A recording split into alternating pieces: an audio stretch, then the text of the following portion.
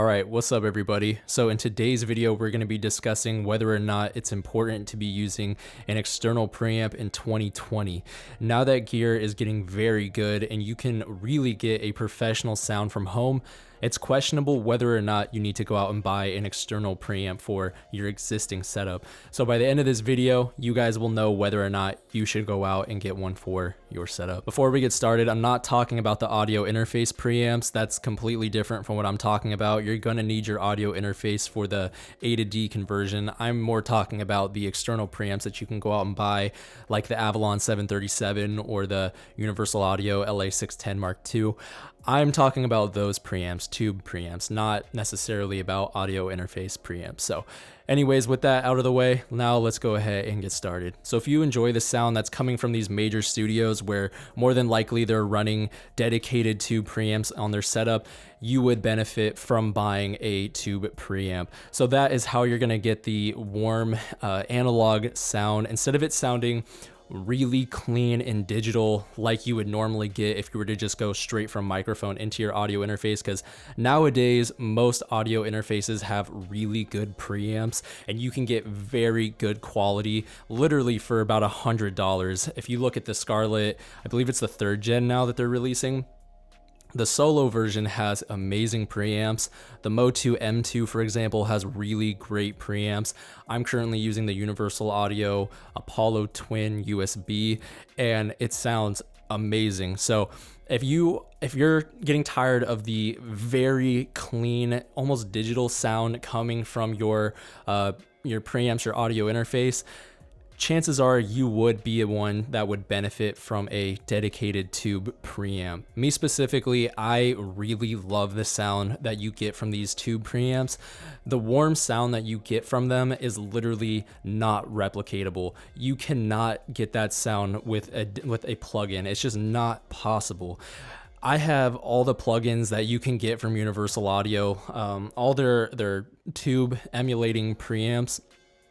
It's just impossible. You can never get to the real deal. It sounds good, like don't get me wrong, it still sounds good, and you could, if that was your only option running plugins, you could still get an amazing sound. But at the end of the day, if you really wanted that tube, that analog sound, you can't get that with a plugin. It's just not possible. It's not gonna sound anything like it. So if you enjoy that sound that these major studios are getting, or if you've seen videos on a preamp in particular that you had your eyes on and you like the sound of that, chances are you're not going to be able to find a plugin that's going to replicate that. You're going to have to be using a dedicated tube preamp to get that sound. If I was to plug directly into my audio interface, one could argue that it sounds too clean. And then that's when you get people that start using saturation plugins and tube emulating plugins.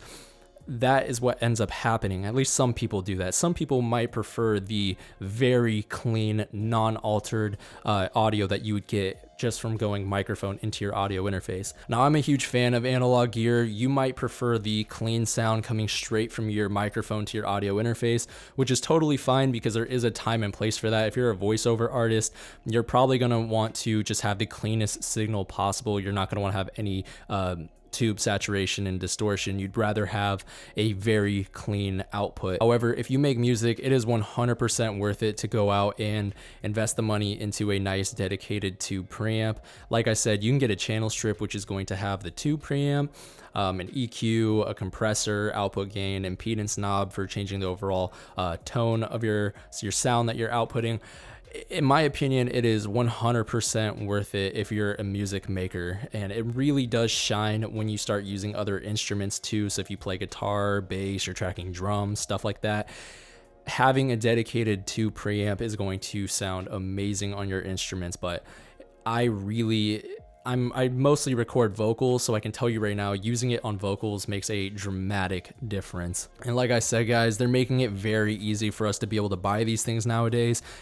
You don't have to spend an arm and a leg to get a dedicated tube preamp. And if you want just a cheap little beginner one that you can start with, the one that I would recommend is the Tube MP, and then just buy a tube that you are interested in and just swap them out with the one that is stock with your Tube MP. And if I can figure out how to do it, trust me, you can as well. It's very easy, and it's a little custom hack, I guess you could call it, that will drastically improve the overall quality of your audio. It's definitely going to add a little bit of tone to your vocals, and it's not going to sound as bright and as almost harsh, sibilant, I guess you could say.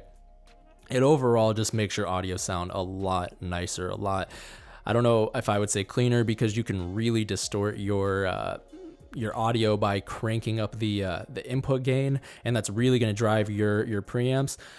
But you can get a very nice, pleasant, warm tone out of it, and you don't have to spend a whole lot of money. If you are considering getting one and you're wondering if it's even worth it to get in 2020, I would say yes. I mean, I have one myself, and I'm actually planning on picking up a much better one. I'm planning on upgrading here in the next week or so. Once my money comes in, I'm going to upgrade, and I'm looking into either an Avalon 737 or a LA610 Mark II, and then maybe getting another microphone, a new microphone.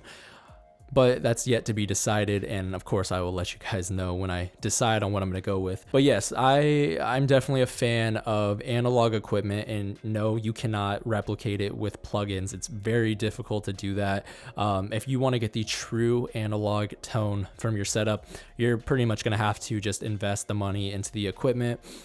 And again, I can't stress this enough. It's not going to be crazy expensive, so you don't need to spend a lot of money. Anyways, guys, that's gonna wrap it up. And before I end the video, this entire time I've been using that Tube MP with my custom tube in it. So if you enjoy the way this audio sounds throughout the video, well, you know where the audio is coming from. The Rode NT1 into the Tube MP into the Apollo Twin, and I'm getting, in my opinion, very good sounding audio that is pleasant. It's not too sibilant, not too harsh sounding, not too bright.